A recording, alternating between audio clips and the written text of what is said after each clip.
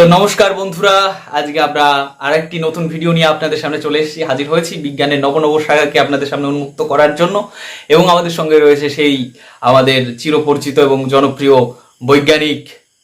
তার সঙ্গে আমরা কিছু কথা বলে নেব এবং সেই কথা আলোচনা করতে গিয়ে আমরা ওনার কাছে সরাসরি প্রশ্নে চলে যাব যে উনি আমাদের যে আপনি যে বিজ্ঞানের আবিষ্কারগুলোর কথা বললেন, সেই আবিষ্কারের মধ্যে এমন কি আছে যেটি আপনি আবিষ্কার করেছেন যেগুলো কি বলবো সরাসরি ভাবে জনসাধারণের কাজে নমস্কার জানাই সকল আমার শ্রোতা বন্ধুদের।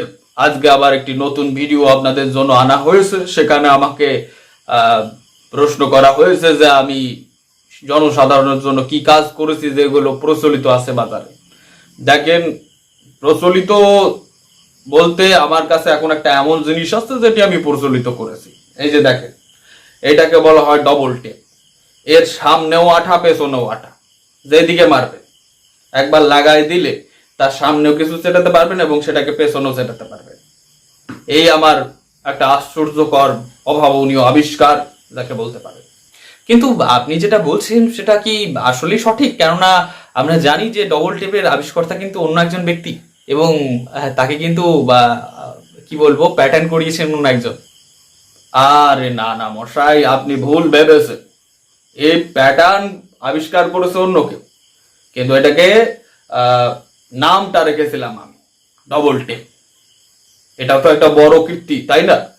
সব যে এক বৈজ্ঞানিকই তৈরি করতে হবে, খাইয়ে দেবো, শুইয়ে দেবো, সবই যদি আমি করে দিই তাহলে আপনারা কি করলেন? খেয়ে তো আপনাদের নিতে হবে, তাই না? হ্যাঁ, আচ্ছা বাদ দিন তাহলে। আপনি বলুন যে এটা ছাড়া আপনি আর কি করেছেন, এমন কি জিনিস যেটা মানুষের নিত্যদিনে কাজে লাগে, যেটা আপনি এতদিনের আপনার কর্মজীবনে যেটি আপনি আবিষ্কার করেছেন, যেটি মানুষের কাছে অনেক বেশি সাফল্যের সঙ্গে সমাদরে গ্রহণ করা হয়েছে। এছাড়া আমি আর কাজ করেছি বা ভাবতে গেলে বহু কিছু করেছি, অত কিছু কি আর মনে থাকে? তো আপনি যদি বলেন তাহলে আমি তার দু একটা প্রমাণ দেখাতে পারি আরো। এই যে যেমন ধরেন চাবি, এই যে গাড়িতে যে লক করার একটা ব্যবস্থা আছে, গাড়িকে যে স্টার্ট করতে হবে সেটাই মানুষ জানতো না, সেটা আমি আবিষ্কার করেছি।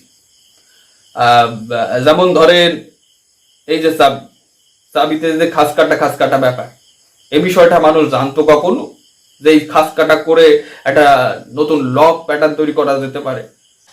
আচ্ছা বাদ দিন তাহলে।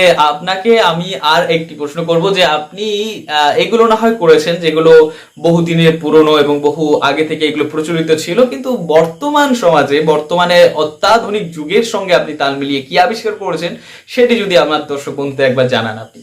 আরে আসলে ব্যাপারটা ওই নয়, এটা তো বহুদিন ধরে প্রচলিত আছে, কিন্তু চাবির পেছনেও যে একটা কাবার দিতে হবে এটা আবিষ্কার করেছিলাম আমি দেখলাম মানুষের মধ্যে আবিষ্কারের পর থেকে। চাবি তো বহুদিনের পুরনো আবিষ্কার, কিন্তু সেটাকে যে ব্যবহার করার জন্য পেছনে লক লাগাতে হবে, নাহলে সাধারণ মানুষের হাতে বিঁধে ফুটো হয়ে যেতে পারে, জং ধরে গেলে তখন আলাদা ব্যাপার হয়। সেই প্যাটার্নটা আমি আবিষ্কার করেছিলাম। আমি একটা আশ্চর্যকর জিনিস তৈরি করেছিলাম, সেটা হচ্ছে এই যে ধরেন, এই যে এটাকে বলা হয় ফিঙ্গারপ্রিন্টের মেশিন। এই যে আধুনিকতম আবিষ্কার এটা আমার। कौन है ये लोग, कहां से आते हैं? আপনার বিশ্বাস হলো না? দেখেন, এটা আমি আবিষ্কার ঠিক করিনি, তবে এটার যে মডেল, হ্যাঁ, এখানে যে একটা কাঁচের বাক্স থাকবে, সেখানে হাত দিলে হাতকে পুরো ছবি করে তুলে তাকে বিশ্লেষণ করে দেখবে, সেটা আমার আবিষ্কার ছিল। আপনারা মানবেন না জানি, কিন্তু তবু কি আর বলা যায়, দেশের মানুষের ভালো করলে মানুষে তো আর ভালো বলবেন। আপনার সব কথাতেই কেমন যেন একটু খটকা লাগছে আমার। যাই হোক, আজকের মতো ভিডিও আমরা এখানে শেষ করছি এবং আপনাদের এরকম ভিডিও পেতে আমাদের চ্যানেলটিকে অবশ্যই সাবস্ক্রাইব করুন এবং এরকম আশ্চর্য একজন বৈজ্ঞানিকের কি বলবো কথাবার্তা আপনাদের কেমন লাগছে অবশ্যই আমাদের কমেন্ট করে জানাবেন। আর এখানে আমরা ভিডিওটি শেষ করছি। ধন্যবাদ, সকলে ভালো থাকবেন, সুস্থ থাকুন এবং আমাদের চ্যানেলটিকে শেয়ার করুন, লাইক করুন এবং সাবস্ক্রাইব করতে ভুলবেন না যেন। তো ধন্যবাদ, আজকে এই পর্যন্তই থাক। পরের দিন আবার একটা ভিডিওতে দেখা হবে আরো নতুন কোনো বিষয় নিয়ে। ততক্ষণ পর্যন্ত আপনারাও ভালো থাকেন, আমাদেরও ভালো থাকতে দেন।